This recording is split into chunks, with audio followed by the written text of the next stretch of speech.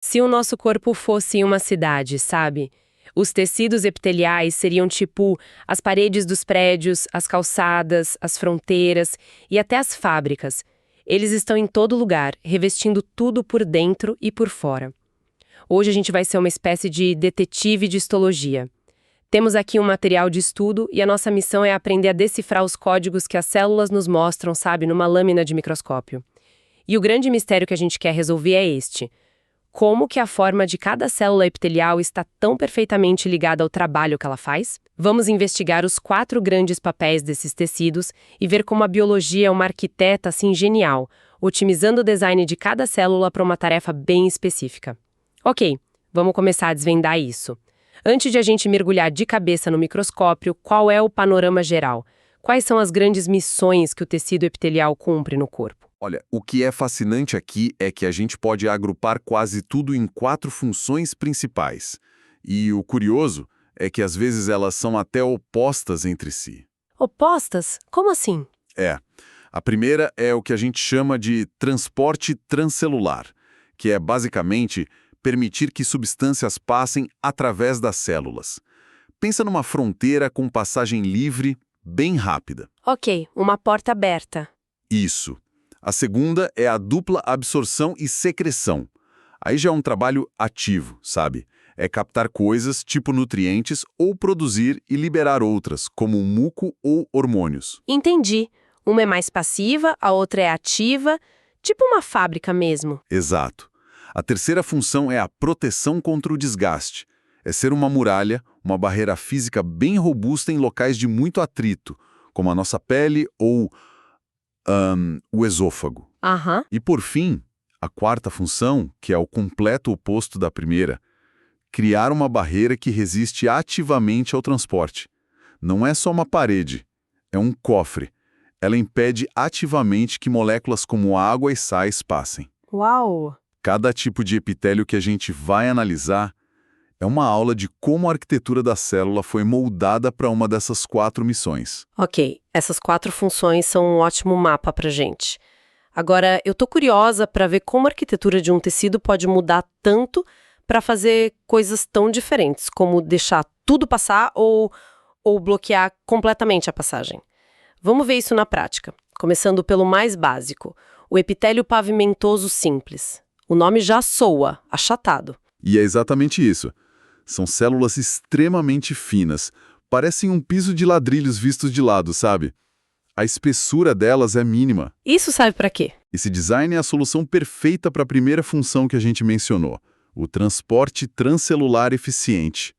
Não tem barreira, não tem excesso de citoplasma no caminho, é uma via expressa para as moléculas. Ah, é claro. É o que a gente vê, por exemplo, nos alvéolos dos pulmões, onde o oxigênio precisa passar super rápido para o sangue. Faz todo sentido. A célula achatada é uma porta aberta, mas o corpo nem sempre quer uma via expressa. Às vezes precisa de uma estação de trabalho, né? Imagino que seja aí que entram as células que têm mais corpo, como as cúbicas. Exatamente essa a lógica. A forma cúbica, com altura e largura parecidas, já indica uma célula mais operária. Elas não são só passagens, são pequenas fábricas. Elas trabalham mais, muito mais. Elas são projetadas para absorção e secreção. Tem mais volume para abrigar mitocôndrias, que geram energia, e outras organelas. O exemplo clássico do material são os ductos dos rins, que estão o tempo todo bombeando íons de um lado para o outro, absorvendo água. É um trabalho intenso. E tem alguma pista visual para a gente identificar essa célula operária no microscópio? Tem sim, e essa é uma dica de ouro. O material ressalta que a forma do núcleo tende a seguir a forma da célula. Ah, legal. Então, numa célula cúbica, o núcleo é quase sempre bem redondo e centralizado. Quando você bate o olho numa lâmina e vê uma fileira de núcleos redondinhos, pode apostar que está olhando para um epitélio cúbico. Entendi. Então a regra é: quanto mais gordinha ou alta a célula, mais trabalho ela está fazendo ali dentro. Seguindo essa lógica, o epitélio colunar simples, com células que parecem uns arranha-céus, deve ser uma metrópole de atividade? Perfeito, é isso mesmo. Essa altura extra significa que a célula está extremamente ocupada, também com absorção e secreção, mas numa escala ainda maior. O espaço vertical a mais permite abrigar muito mais maquinário celular. Tipo intestino. Exatamente. Pense num revestimento do intestino delgado. E a pista do núcleo também funciona aqui. Nessas células altas e magras, o núcleo é alongado, oval e geralmente fica exprimido lá na base da célula. Interessante. É como se todo o maquinário de produção empurrasse o escritório do chefe para o canto, sabe? Para liberar espaço de trabalho. Essa imagem do núcleo sendo empurrado é ótima. Mas até agora a gente falou de camadas únicas, que parecem relativamente delicadas. E as áreas de guerra do corpo? Locais como a boca, o esôfago, que sofrem um atrito constante. Uma única camada de células não ia dar conta do recado. De jeito nenhum. Para esses locais, a estratégia de engenharia é completamente diferente. Entra em cena o epitélio estratificado. É um tecido feito para batalha, para proteção pura e simples. Várias camadas, então. Várias camadas. Ele é como um muro de tijolos com muitas fileiras. E a genialidade está no sistema de renovação. As células novas nascem na camada basal, a mais profunda e protegida. E vão subindo. E vão sendo empurradas para cima pelas novas gerações. Nessa jornada, elas mudam de forma, se achatam e, eventualmente, chegam na superfície, onde são descartadas pelo atrito. É tipo uma esteira de produção de células descartáveis, então. A camada de cima está sempre sendo sacrificada para proteger as de baixo. Exatamente. É um sistema super dinâmico que garante que a barreira esteja sempre intacta, com a espessura ideal, não importa o quanto seja agredida. E a nossa pele é o exemplo máximo disso, certo? O material aqui menciona uma versão queratinizada, que soa como uma armadura extra por cima do muro de tijolos. Isso mesmo.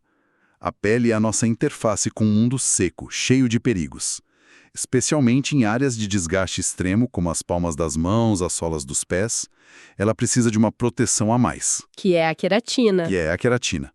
No microscópio, ela aparece como uma camada superficial densa, de cor roxa ou rosa bem forte, que na verdade é formada por restos de células mortas, cheias dessa proteína super resistente. E impermeável, né? E impermeável. Essa camada que torna a nossa pele não apenas uma barreira contra o atrito, mas também o escudo que nos impede de desidratar. Nossa, é muito detalhe para identificar cada tipo. O formato da célula, o número de camadas, a posição do núcleo, se tem queratina ou não. Eu lembro das aulas de histologia, de olhar no microscópio e tudo parecer uma grande mancha rosa e roxa. É como tentar aprender uma língua nova. Exatamente. Eu lembro das minhas primeiras aulas, era frustrante. Tudo parecia igual. Mas histologia é uma habilidade que se constrói com a prática. Como aprender a ler, sabe? No começo você só vê letras aleatórias, depois começa a reconhecer palavras. E de repente você está lendo a história. Isso, a história que aquele tecido está contando, sobre a função dele, sobre a saúde dele e, em caso de doença, sobre o que deu errado. Reconhecer esses padrões é a base para entender quase toda a medicina. Decorou. A gente sabe que encontrar bom material de estudo, especialmente com muitas questões para treinar o olho, é um desafio e tanto. Por isso fica a dica. Se você é estudante e quer se preparar de verdade, entra agora em medicoub.com.br, baixa o app e aproveita o maior banco de questões do Brasil com provas anteriores de todas as instituições, questões comentadas, resumos práticos, aulas completas e flashcards prontos para revisar onde quiser. Uma ferramenta assim pode fazer toda a diferença. Ela transforma o estudo, que é naturalmente denso e visual, em algo mais gerenciável, focado na aplicação do conhecimento. É a ponte entre a teoria e a prática de acertar a questão na prova. Voltando para a nossa investigação celular, tem um tipo que o nome já soa como pegadinha, o pseudo-estratificado. O que ele tem de fake? O nome é perfeito porque ele realmente engana. Quando você olha na lâmina, os núcleos das células estão em alturas diferentes, dando a impressão nítida de que existem várias camadas. Como no estratificado que a gente acabou de ver. Exato. Só que é uma ilusão de ótica celular. Na verdade, todas as células, sem exceção, estão apoiadas na mesma base, na membrana basal. É uma camada única. Mas espera aí, isso é confuso. Se todas as células tocam a base, por que o corpo se daria ao trabalho de fazer umas mais altas que as outras? Por que não fazer simplesmente uma camada colunar organizada? Qual a vantagem dessa bagunça? Essa é uma pergunta excelente e a resposta está na especialização. Essa bagunça permite que diferentes tipos de célula, com funções diferentes, convivam lado a lado na mesma camada. Ah, entendi. Por exemplo, no trato respiratório, que é o exemplo clássico, a gente tem células colunares altas com cílios na superfície. Esses cílios são como pequenos remos que se movem para varrer o muco para fora dos pulmões. E, no meio delas, temos outras células mais baixinhas, que são as células caliciformes, cuja única função é produzir esse muco. Que incrível! Então, a bagunça é, na verdade, uma otimização do espaço para colocar diferentes trabalhadores juntos. Falando em especialistas, o que mais me intriga é o urotélio, o epitélio do trato urinário, porque ele tem que fazer duas coisas que parecem contraditórias: esticar, como um balão, e ao mesmo tempo ser uma barreira super impermeável. Como que a biologia resolveu esse paradoxo? O urotélio é, sem dúvida, um dos epitélios mais fascinantes. Ele resolve o problema da elasticidade de uma forma única. Quando a bexiga está vazia, as células da camada mais superficial são grandes, arredondadas, em formato de cúpula, de domo, meio amontoadas. Mas quando a bexiga se enche de urina e a parede se estica, essas mesmas células se achatam, deslizam umas sobre as outras e se tornam quase pavimentosas, cobrindo uma área de superfície muito maior. É uma célula que muda de forma sob demanda. E a parte da barreira impermeável? Como ele faz para ser um cofre tão seguro? Essa é a sua função mais crítica. O material destaca isso muito bem. A membrana das células superficiais, a que fica em contato com a urina, tem placas especiais de proteína. No microscópio, elas dão uma coloração rosa bem intensa na borda da célula. E essas placas? Elas formam uma barreira quase impenetrável que impede que a água e principalmente os sais e resíduos tóxicos da urina sejam reabsorvidos pelo corpo. E por que essa reabsorção seria tão ruim? Porque seria um desastre metabólico. Pensa só. Os rins trabalham sem parar para filtrar o sangue e excretar exatamente o que o corpo não precisa. Se a bexiga, que é só um reservatório, permitisse que isso tudo voltasse para o sangue, todo o trabalho dos rins seria jogado fora. Entendi. O urotélio garante que o lixo que foi colocado para fora permaneça do lado de fora. Exatamente. É a quarta função que a gente mencionou, a de barreira ativa ao transporte, na sua forma mais especializada. Então, para finalizar, parece que a gente não pode simplesmente chamar tudo de cúbico ou colunar. Em alguns lugares, o epitélio é tão especial que ganha um nome de batismo, um nome próprio. É por aí mesmo. Em certas partes do corpo, pela localização e função super específicas, eles recebem nomes próprios, quase como um título. O material nos lembra que não precisamos decorar todos, mas os mais famosos são importantes. Por exemplo, O epitélio pavimentoso simples, que reveste o interior dos vasos sanguíneos e do coração, é chamado de endotélio. O que reveste as grandes cavidades do corpo, como a abdominal, é o mesotélio.